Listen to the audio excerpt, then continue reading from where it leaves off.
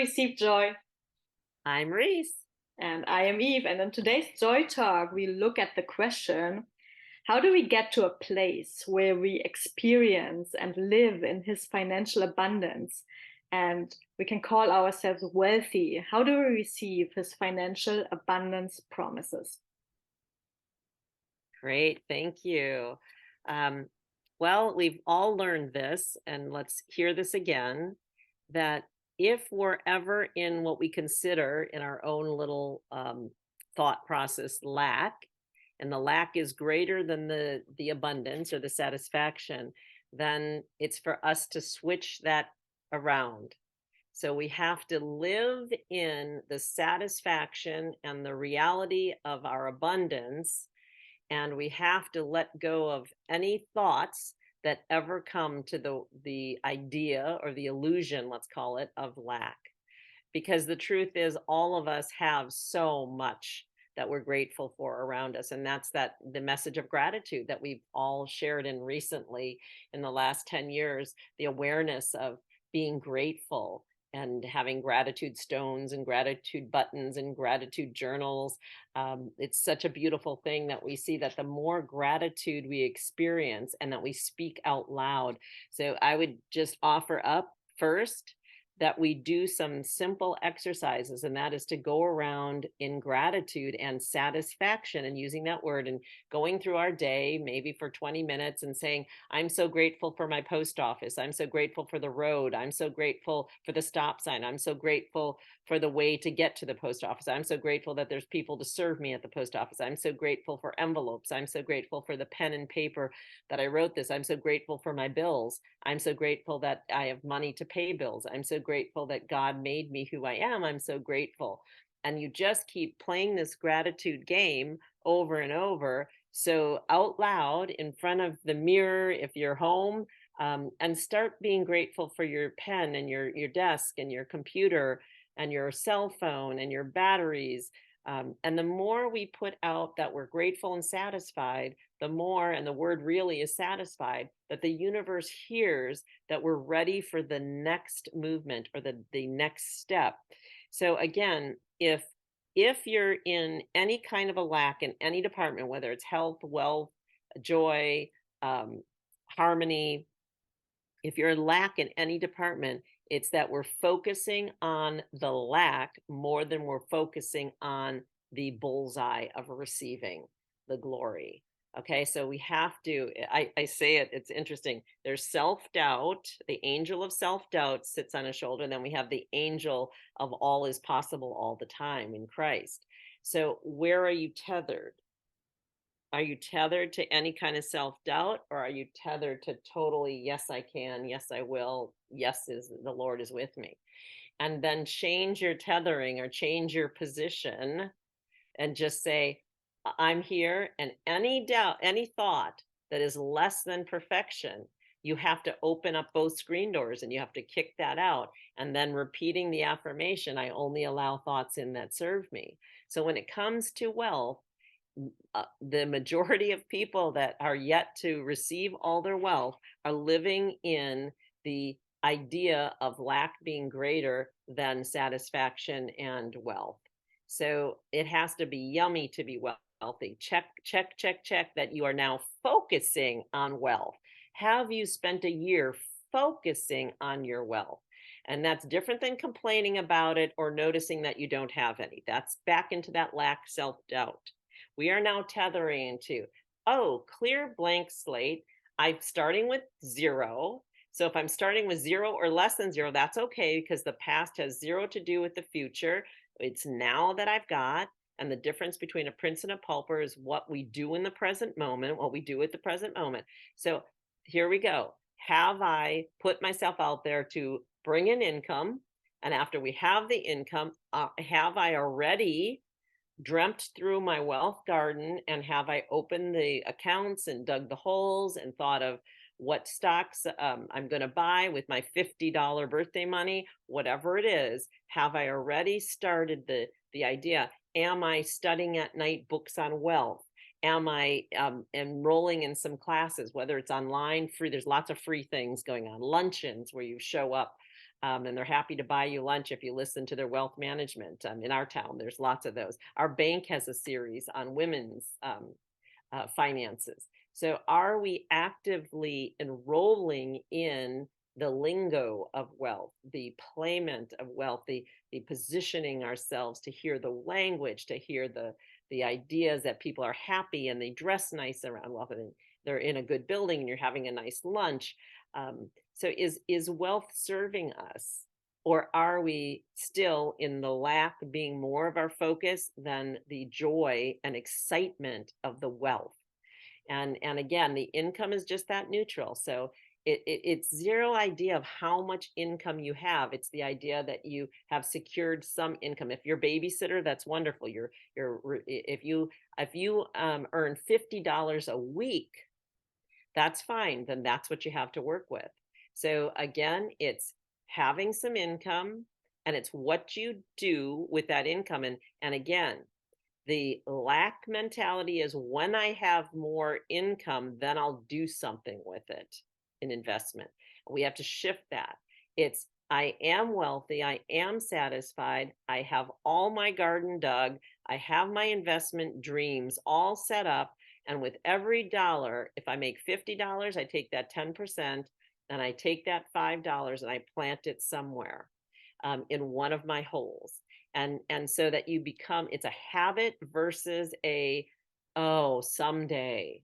We have to shift to now. There's only now, so I'm going to do with what I've got now, and I'm going to make some action steps in joy now with who I am now, because now is who I am and all I have. And it's all perfect. And you're the one who put yourself and agreed energetically to be where you are now. And it's the beauty that we can shift ourselves into the glory. So again, there's exercises that we have your wealth garden built, have your income garden built. That's a different garden. Wealth is what you're planting things and leaving them there to grow. Income is bringing money in.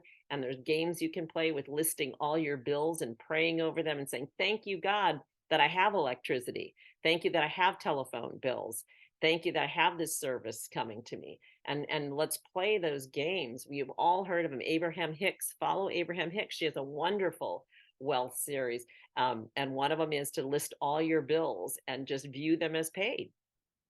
Just think of them, how happy you are that they're all paid. And as the more happiness you put in that everything is paid, someday they're going to be paid. So again, are we putting good vibes to everything, to this whole thing about wealth, bills and income and wealth growth, investments? Are we happy about all of it? Are we smiling about all of it? Again, one bad apple can spoil the whole batch. If you have one thought negative to your money financial situation, then you've just polluted the whole batch. Then you got to come back to the middle, new white tablecloth, and get happy about wealth. You got to say, okay, I've got the tenacity. Yes, I've got to go and create income continually, though this time I'm not just going to create income, I'm actually going to plant the seeds for wealth. And that's the difference. Most people just keep staying in the income, and then they never have any extra wealth. Well, have you planted the garden? And have you stayed tethered to the angel of glory that says, with God, all things are possible. With God, there is abundance. Watch whenever that self-doubt creeps in, you've got to kick them as far away as you can and keep in the glory. Stay in the glory. Stay in the glory. Yes. Eve, please. Okay, so a game I like to play with myself to stay in the positive thing and really move forward to actually be solution oriented is when I ask myself a question like, what will it take for me? So, for example, if there is another big bill coming in and there is yet to be some income for some of us, then what will it take for me to have that? Or I write the check out and let my subconscious know it's already written, so it's to be done. So what will it take for me to have exactly that amount? And then I have to be completely open. So can we be open for receiving? Because it comes in so many different ways. And if I if I'm like a little closed up and I think it's only in a way I can imagine, then we are leaving out a lot of income. We are leaving out a lot of wealth that God wishes to bestow upon us because He uses a lot of ways to bring that to us. So be open in whatever form it comes. So like really train your eyes, train your ears to realize. And it might be in different ways and tasks that you have yet to think about that you are excited about those. So are we open to have this income garden? And an income garden has more than one slot. It's more than one main task, one job that we have. It's more than that. It's like come up with 20 different things that can bring income. So be completely open and know everything is a provision from God, and everything is like you have to see it, and we have to stop all the emotions that go into that. It's completely you will be paid for something people value and they wish to pay you for. So we have to like look at it. Okay, what do people like? What is my customer? What is my client willing to pay for? What service? And maybe we have a certain idea of a job or a task in our gut and our heart, and the person in front of us requires something completely different. So are we able to be flexible? Are we able to shift and see the truth of what who is God putting in front of us to help in this moment? So because everything is from God, that is good. And if this person in front of us has a question, and if we have yet to go out and find our ideal client, so we have to be super sure about what our ideal client is, that we can recognize this client when they appear for us. So it's a lot of things, and we can go more into detail. This It's different for employers, it's different for employees, when you have your own company, and when you are in your teams for different jobs.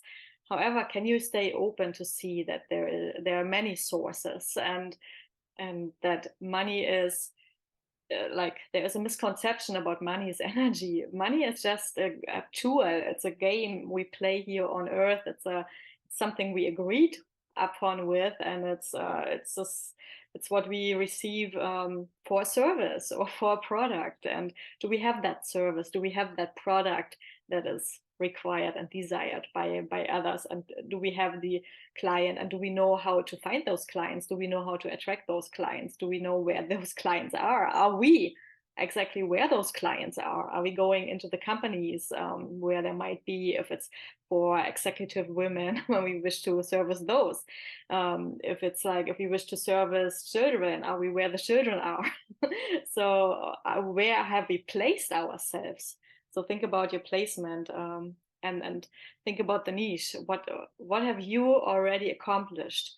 Can you know that whatever you give, you are a step ahead, and you make life easier for for your client, for your person.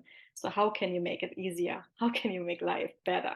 And because this is everyone wants happiness, wealth, and health. So can we provide a service? Can we provide something for that? So yeah, there's so many things to when we know that there is something we see in this world, and it's by faith that we see something completely different, a vision we have, and we have to hold that vision by any means, and be open to receive and however God wishes to provide for us. That is our advice for you today to answer this Joy Talks question. And we thank you very much. We bless you and we love you. Have a blessed day.